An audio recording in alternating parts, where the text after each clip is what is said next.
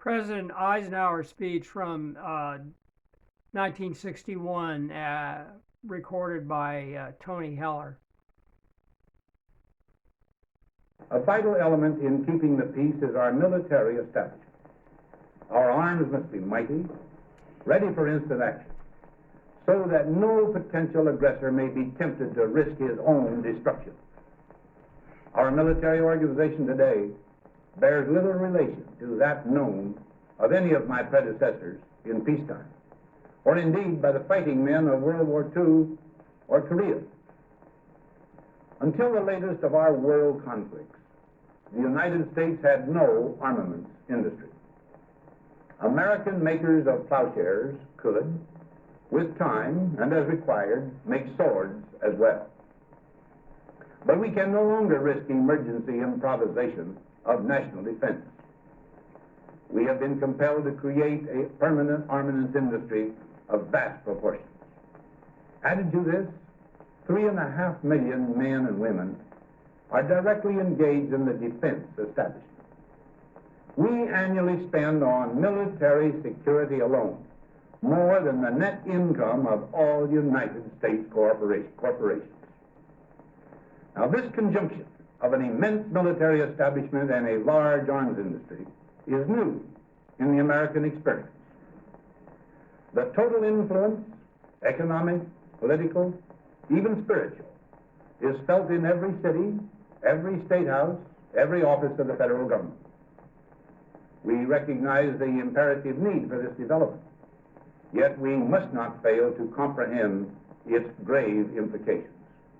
Our toil, resources, and livelihood are all involved. So is the very structure of our society. In the councils of government, we must guard against the acquisition of unwarranted influence, whether sought or unsought, by the military-industrial complex. The potential for the disastrous rise of misplaced power exists and will persist. We must never let the weight of this combination endanger our liberties or democratic processes. We should take nothing for granted.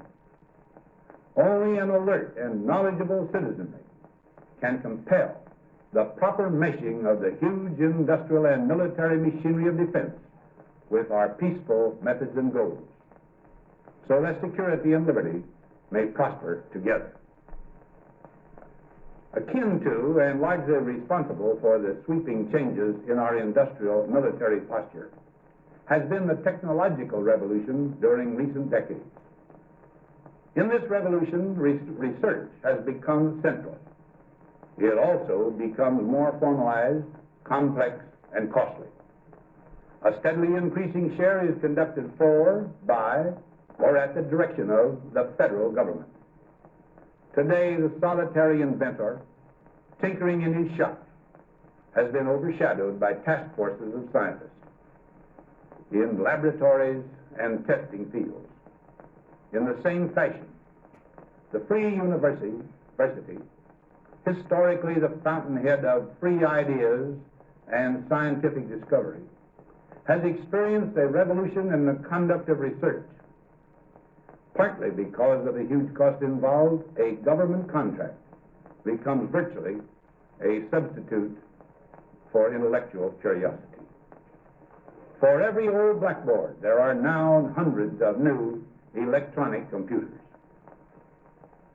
The prospect of domination of the nation's scholars by federal employment, project allocations, and the power of money is ever present and is gravely to be regarded.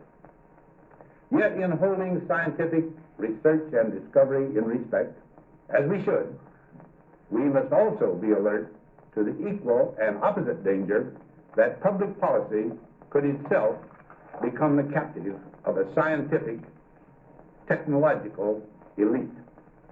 It is the task of statesmanship to mold, to balance, and to integrate these and other forces, new and old, within the principles of our democratic system, ever aiming toward the supreme goals of our free society.